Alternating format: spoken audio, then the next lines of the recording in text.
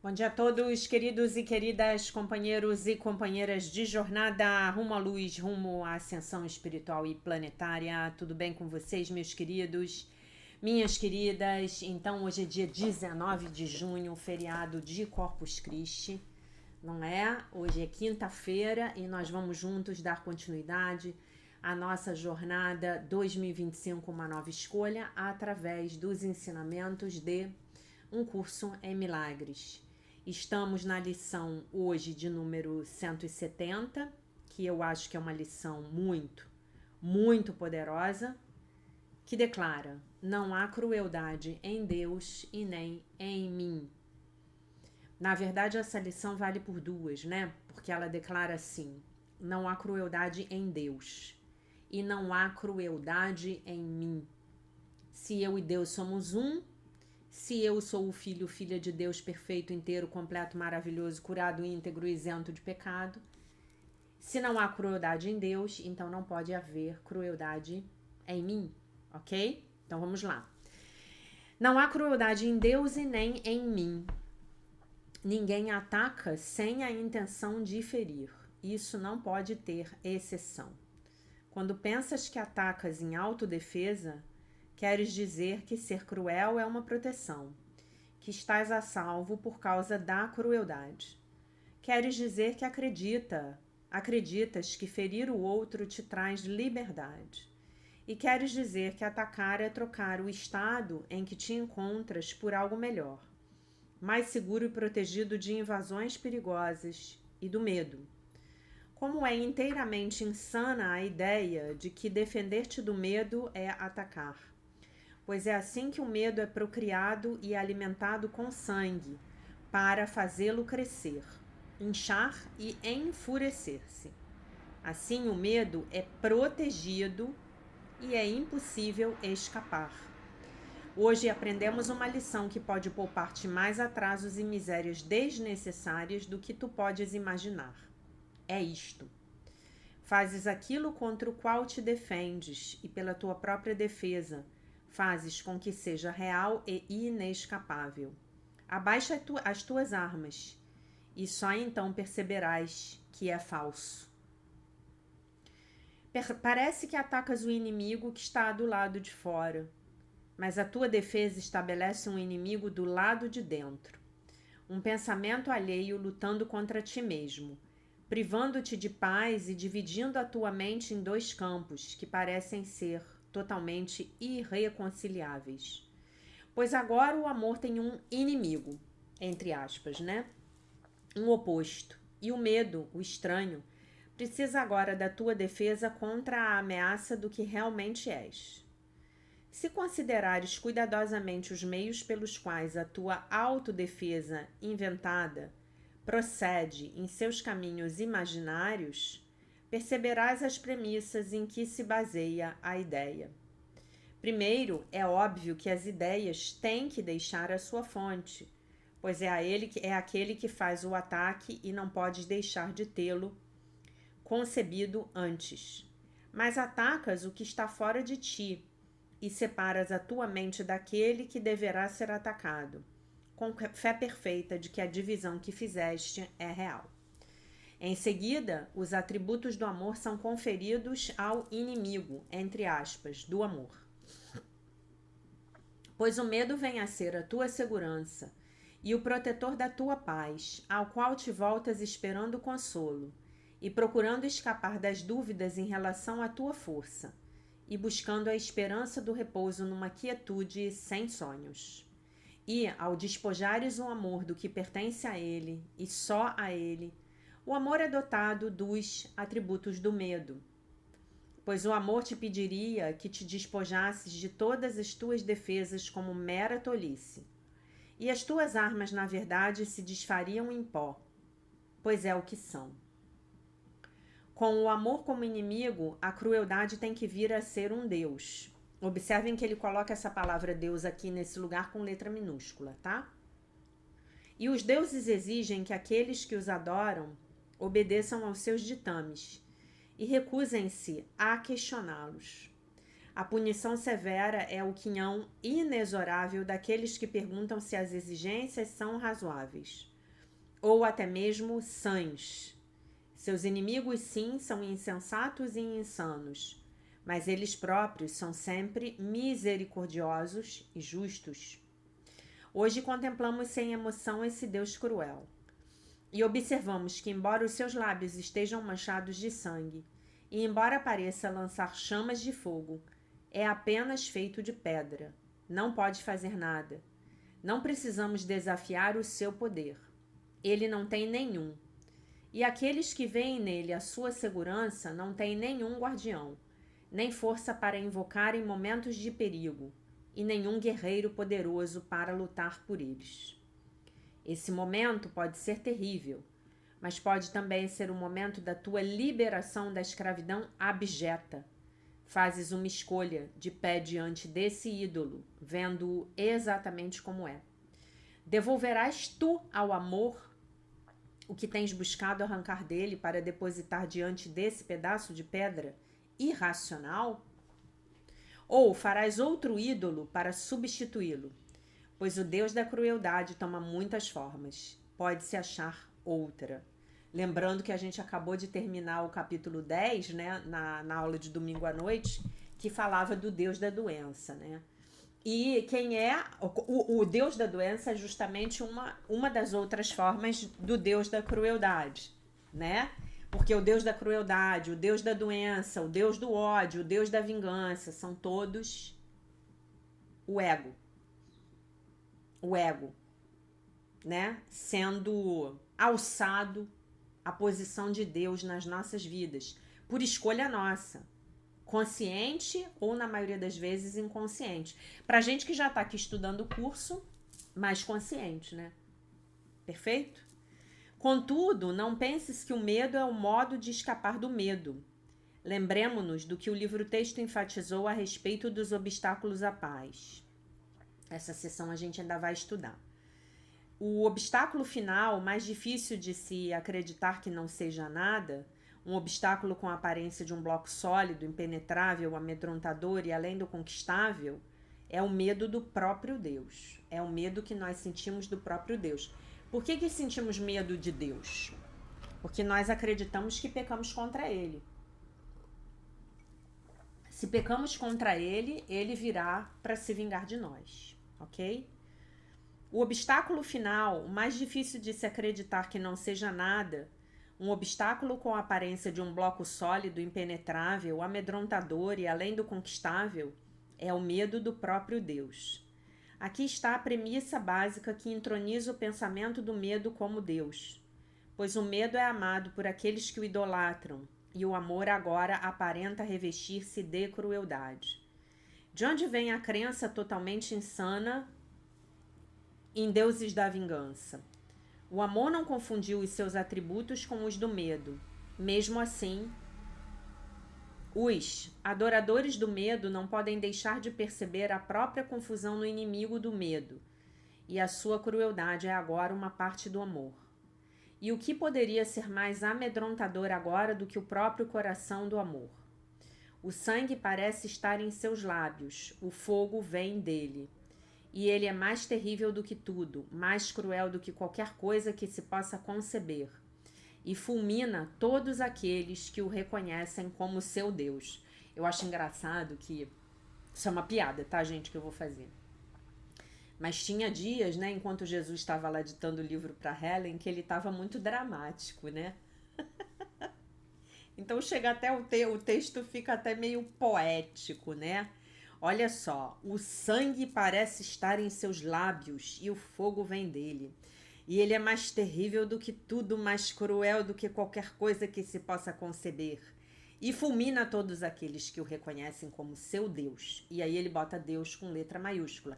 Isto é, quando cometemos o pecado da idolatria de colocarmos um Deus deste tamanho como substituto, substituindo o Deus verdadeiro, que é a nossa fonte, né? Muito bem. A escolha que fazes hoje é certa, pois olhas pela última vez para esse pedaço de pedra esculpida que fizeste e não mais o chama de Deus. Já alcançaste esse lugar antes, mas escolheste que esse Deus cruel permanecesse contigo sob outra forma. E assim o medo de Deus retornou contigo. Dessa vez tu o deixas lá. E retornas a um novo mundo, sem a carga desse peso. Um mundo contemplado, não através dos olhos do medo que não vem, mas da visão que a tua escolha devolveu a ti. Agora os teus olhos pertencem a Cristo, e Ele olha através deles. Agora a tua voz pertence a Deus e ecoa a sua. E agora o teu coração permanece em paz para sempre. Tu o escolheste no lugar de ídolos, e os teus atributos dados pelo teu Criador te são enfim devolvidos. O chamado a Deus foi ouvido e respondido. Agora o medo dá lugar ao amor, enquanto o próprio Deus substitui a crueldade. A oração. Maravilhosa, estupenda. Pai, somos como tu és. A crueldade não habita em nós, pois ela não existe em ti. A tua paz é a nossa, e abençoamos o mundo com o que recebemos só de ti.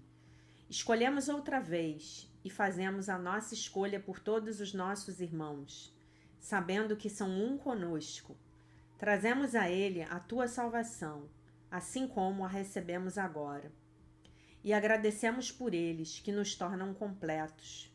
Neles vemos a tua glória e achamos a nossa paz.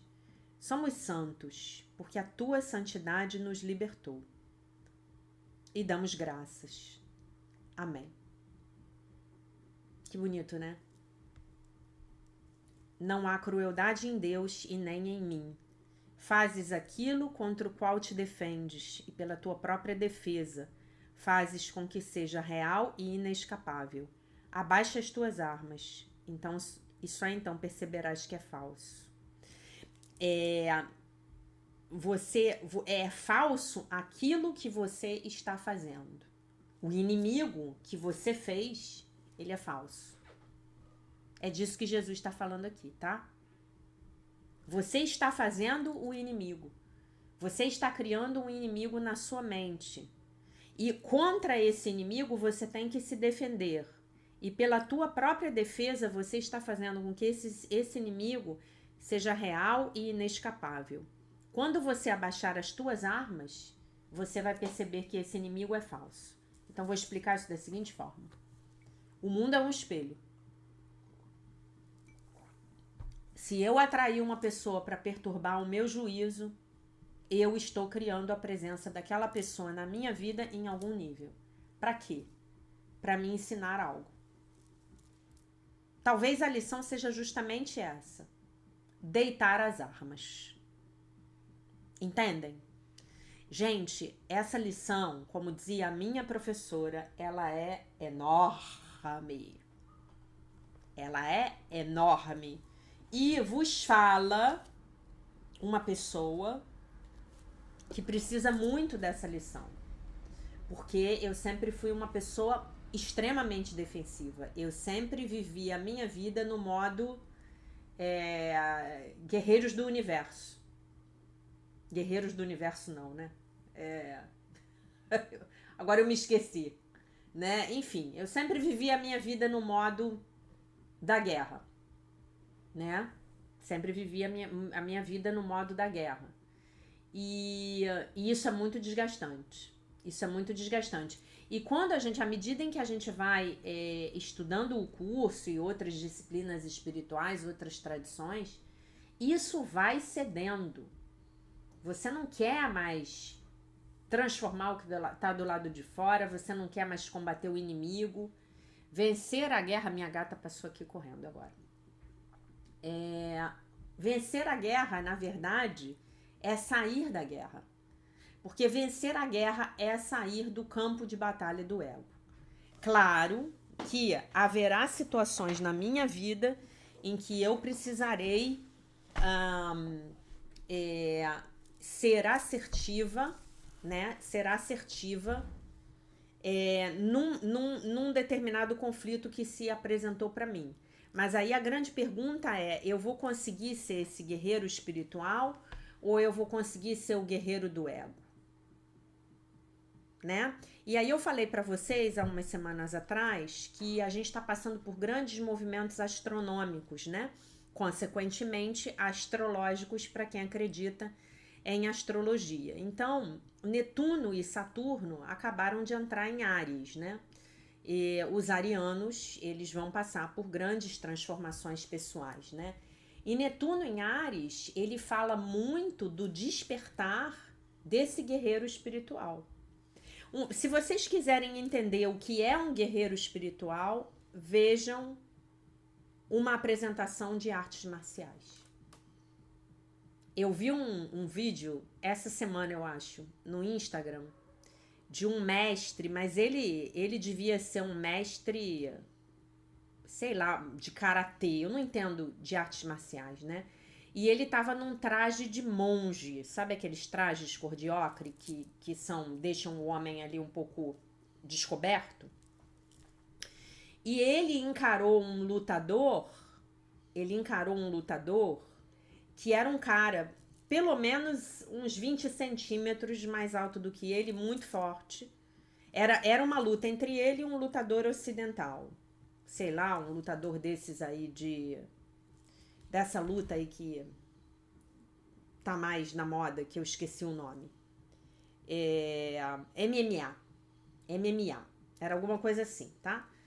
E aí, o cara chegava perto dele, na frente dele, antes de começar a luta.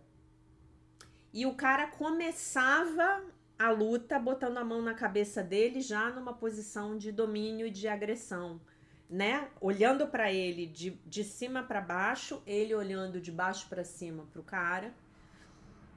E ele passou o cara no moedor. Mas com golpes, assim, que você não sabia de onde vinham. Eu tive até que olhar para aquilo para ver se era verdade mesmo ou se não era algo criado pela inteligência artificial, né? Então, esse é o guerreiro espiritual. Esse é o guerreiro espiritual. E na maioria das vezes, quando você tá nessa postura do guerreiro espiritual, o conflito nem vai acontecer. Porque a sua própria energia vai estabelecer um limite com aquela pessoa, né? Então, para eu me defender verdadeiramente, para eu verdadeiramente me defender do ponto de vista metafísico, eu tenho que estar acima dessa energia do conflito.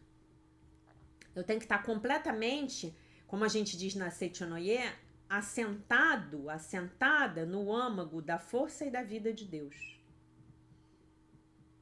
Ok? E isso é muito lindo, gente. Isso é muito lindo. Isso é totalmente diferente da gente entender, que você vai virar um capacho, né? Que foi a interpretação equivocada que foi dada para aquelas palavras de Jesus, se alguém te der um tapa, ofereça a outra face, ou algo assim, né? Não me lembro exatamente. Então, se eu consigo me conectar com esse centro de paz, onde não há crueldade, nem em Deus e nem em mim, eu viro esse ser, eu me transformo nesse guerreiro espiritual. Inclusive porque eu não tenho mais dentro de mim o desejo egóico de vencer. Seja vencer uma luta, vencer uma discussão, vencer o outro pelo cansaço, controlar o outro, transformar o outro, fazer com que o outro faça o que eu quero, subjugar o outro, mostrar para o outro quem é que manda. Esses é que são os meus inimigos. Esses é que são os meus inimigos. Os meus verdadeiros inimigos são as minhas fraquezas, são os meus defeitos de caráter. Onde eu estou ferido, eu estou vulnerável. Onde eu estou vulnerável, do ponto de vista da terceira dimensão, eu estou reativo. Então o outro pode vir falar comigo alguma coisa que de repente poderia até me ajudar. Eu não consigo me abrir para receber. Eu estou reativo, né? E vou dizer uma coisa para vocês, gente. Às vezes a melhor resposta que uma pessoa que agride a gente precisa é do silêncio. Talvez até com aquela pérola do Gary Douglas do Access Consciousness. Interessante o seu ponto de vista. Interessante o seu ponto de vista. Interessante ponto de vista que você tenha esse interessante ponto de vista. Interessante o seu ponto de vista. E focar no que é bom. Sempre, sempre focar no que é bom. Sempre focar no que é bom. Essas são as verdadeiras estratégias para a gente desarmar o inimigo, tá? Leitura do texto do dia 19 de junho de Melody Beach, A Linguagem da Liberdade. O título é Tornando a Vida Mais Fácil. A vida não tem de ser difícil. Sim, há horas em que temos de aguentar, lutar e confiar em nossa capacidade de sobrevivência. Mas não temos de tornar a vida, o crescimento, a recuperação, as mudanças e os nossos problemas do dia a dia tão difíceis assim, o tempo todo. Ter uma vida tão difícil é um resquício de nosso martírio, uma sobra da velha maneira de pensar, sentir e acreditar. Somos merecedores, mas quando a vida não é tão difícil, mesmo quando a vida não é tão difícil.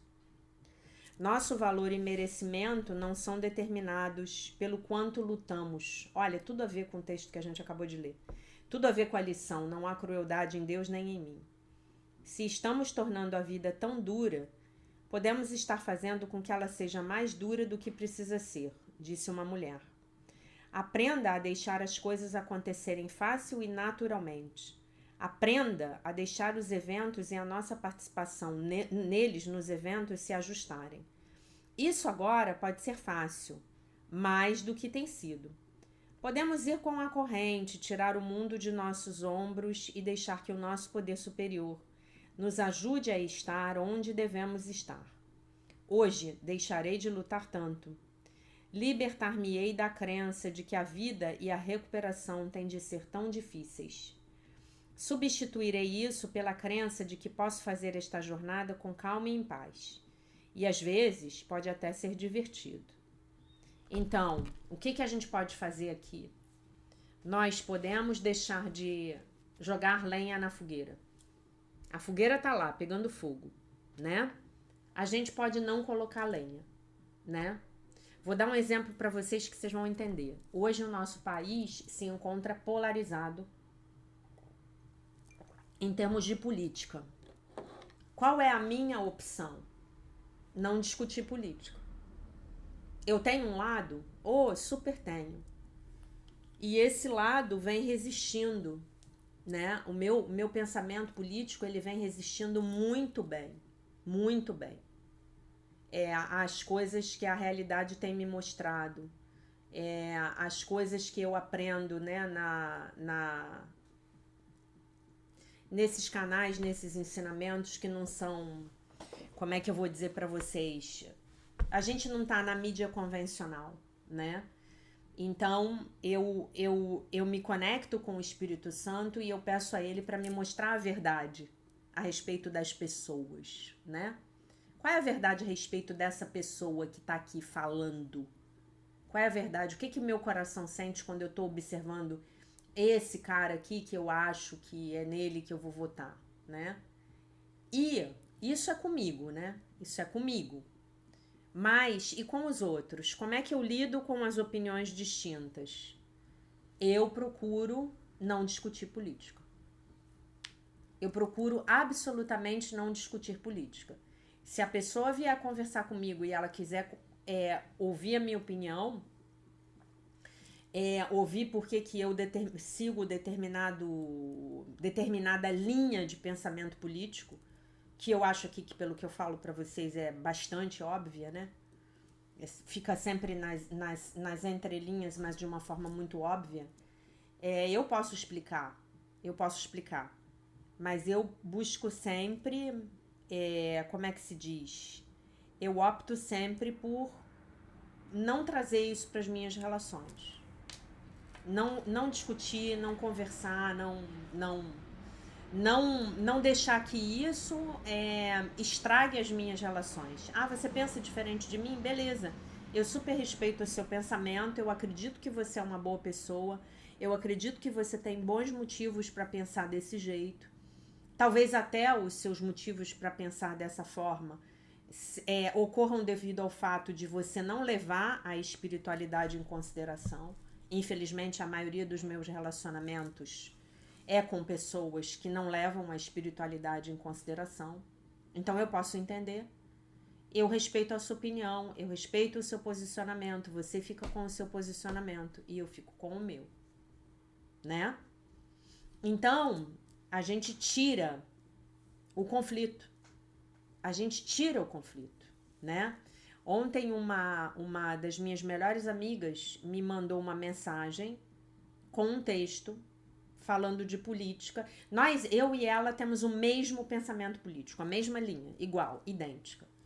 Mas nós temos um posicionamento diferente a respeito do que está acontecendo com relação a esse conflito, né? Do bombardeio aí do Irã por Israel. E aí ela me mandou uma mensagem defendendo o ponto de vista dela. Eu me limitei a ler e não responder. Ela tem um ponto de vista diferente. Então eu não quero discutir, eu não quero... É uma pessoa que eu amo, é uma pessoa que eu não quero perder o pouco tempo que eu tenho de convívio com ela, de contato com ela, para eu ficar discutindo coisas que pelo menos até esse momento não vão afetar as nossas vidas, né? Então é meio que a gente parar, tornar a vida mais fácil, é a gente parar de contribuir com o conflito. De que forma eu estou alimentando esse conflito? Eu posso não alimentar? Então é isso que eu escolho fazer hoje, tá bom? Eu vou ler mais um pouquinho do nosso livro Sucesso Sagrado, mas antes eu quero ler um comentário que eu recebi ontem, que eu adorei, que eu acho que é de um aluno novo, ou pelo menos nunca tinha escrito para mim antes, não sei há quanto tempo está conosco. Ele mandou uma mensagem muito bonitinha sobre o Aslan. Sobre o que eu contei do Aslan ontem, né? Aslan não está aqui, Aslan está dormindo no sofá. Os animais entendem, é do Alício. Os animais entendem a gente mais que o ser humano. Eu tenho certeza de que o Aslan compreendeu o seu pedido e o atendeu. Você tem muita sintonia com ele. Aí botou um gatinho. Pois é, eu também acho. Eu acho que o Aslan entende tudo que eu falo. E a Shakti Maria também. E o bom de você ter gato é que eles entendem tudo que você fala e eles não te obedecem. E eu adoro isso. Os gatos têm uma capacidade para serem eles próprios, que realmente é tudo aquilo que eu quero aprender na minha vida. Se eu conseguir evoluir bastante nesta vida, praticar um curso em milagres até os meus últimos dias neste planeta, neste plano, na próxima encarnação eu volto gato.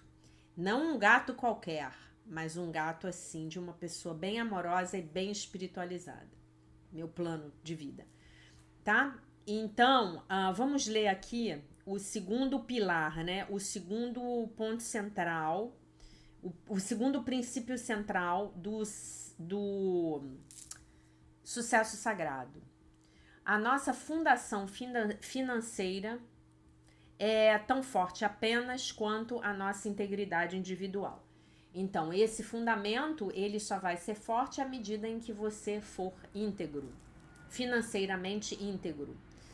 O auto-engano é desonestidade. E essa é uma frase de um curso em milagres. Eu acredito que o nosso mundo está se movendo para um paradigma completamente novo. E nós vamos falar sobre isso mais à frente no capítulo 9. No qual a integridade é sacrossanta para o sucesso. Olhe para trás para o último, digamos aqui, desmantelamento financeiro.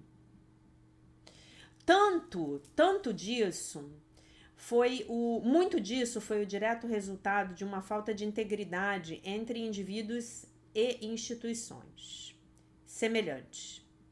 Sem integridade, ninguém é tão grande para falhar. Com integridade, ninguém é tão pequeno para voar, planar. A palavra integridade vem de uma raiz latina, significando totalidade ou inteireza. Lembrando que eu tô lendo um texto em inglês e que o inglês não tem raiz latina, tá, gente? Ainda que ele tome emprestado muitas palavras do latim que foram inglesadas, digamos assim. A palavra integridade, ela tem essa tradução de integrity, mas isso é uma latinização do inglês, tá? Que as verdadeiras palavras que vêm da raiz anglo-saxã são outras, são diferentes, tá?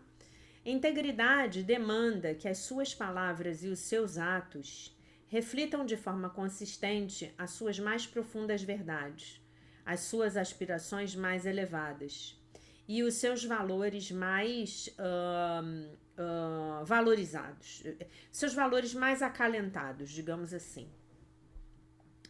Assim como um curso em milagres coloca, não há nada que você diga que contradiga o que você pense ou faz. Uau! Então, gente, falando em termos de um curso em milagres, nós somos livros abertos para quem sabe nos ler. Vocês conseguem perceber isso? Se você está na frente de uma pessoa que sabe te ler, você é um livro aberto. E aí eu tenho as seguintes perguntas para vocês. As suas ações, os seus pensamentos e as suas palavras são coerentes?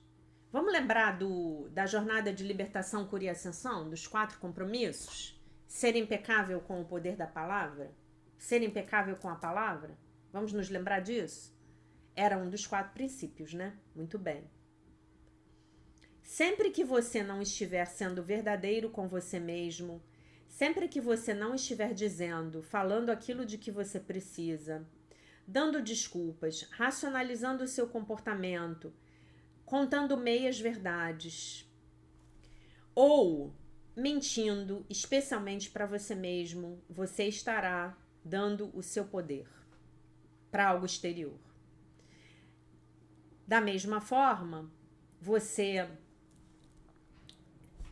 contrariamente, você toma o seu poder de volta ao identificar, verbalizar e consistentemente viver a sua verdade momento a momento.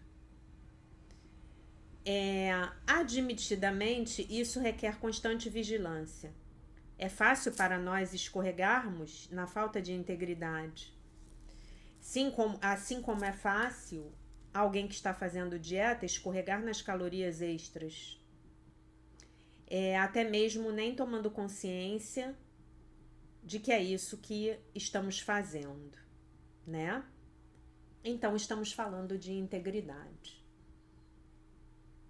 Integridade aí, em termos financeiros e de negócios, nós podemos avaliar de várias formas. Eu estou pagando as minhas contas, eu estou honrando os compromissos que estão no meu nome, eu estou vendendo um serviço ou produto e obtendo o pagamento justo por aquilo, onde eu não estou sendo íntegro ou íntegra. Eu estou vendendo um produto falso, né? Outro dia aconteceu uma coisa bem curiosa comigo. Bem curiosa. Eu fui num brechó online e comprei uma bolsa de uma determinada marca. Uma marca que eu conheço bem. A bolsa não foi barata, mas para um produto usado, estava num preço compatível, né? E estava em bom estado. Aí, quando ela chegou na minha casa, eu vi que era um produto falso. E aí eu devolvi, né? E aí eles perguntam para você no aplicativo, por que você devolveu? E eu falei, porque o produto não era original como dizia ser no anúncio, né? E até era um produto bem bonito, bem bonito. Mas a gente sabe o que acontece com aquilo que é falso no longo prazo, né? é muito bonitinho na hora que a gente compra, mas alguns meses depois, literalmente se desfaz, né? Então, será que a gente pode examinar hoje como é que tá a nossa integridade? Podemos examinar?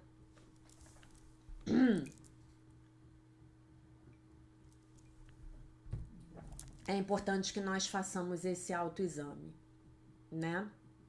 É isso. Eu vou ler mais um aqui. Deixa eu ver se eu consigo. Talvez não consiga ler o quarto, mas o terceiro eu vou ler. O terceiro princípio central. O poder exige responsabilidade. Poder sem responsabilidade é tirania. Responsabilidade sem poder se torna a frustração do potencial. Essa é uma frase de Jack Purcell. O poder está enraizado naquilo que eu chamo a verdade da definição. A definição da verdade. Ninguém está fazendo isso comigo. Eu estou fazendo isso a mim mesmo. Portanto, eu tenho a capacidade de mudar isso. Então, qualquer coisa que esteja se apresentando na minha vida hoje, sou eu que estou criando. Se eu estou criando, eu posso descriar, né? Ou posso criar uma versão mais suave, ou posso criar saídas, enfim, né? Enfim, é isso. E aí ela continua, né? Você perde o seu poder a cada vez que você aponta um dedo, culpando os outros ou as condições externas, permitindo que o outro decida por você ou esperando que alguma coisa ou alguém venha salvar você. Seja esse alguém, esse algo, o príncipe encantado ou a loteria. Achei os exemplos dela perfeitos, né? Os homens, de um modo geral, esperam ganhar na loteria e as mulheres, de um modo geral, esperam encontrar o príncipe encantado. Você toma o seu poder de volta quando você se responsabiliza. O reconhecimento é um passo crucial no redespertar, diz um curso em milagres. Então, o curso adiciona um aviso. Frequentemente é muito doloroso,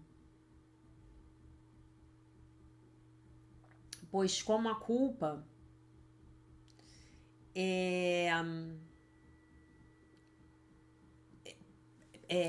peraí, deixa eu ver como é que eu vou traduzir isso aqui para vocês melhor.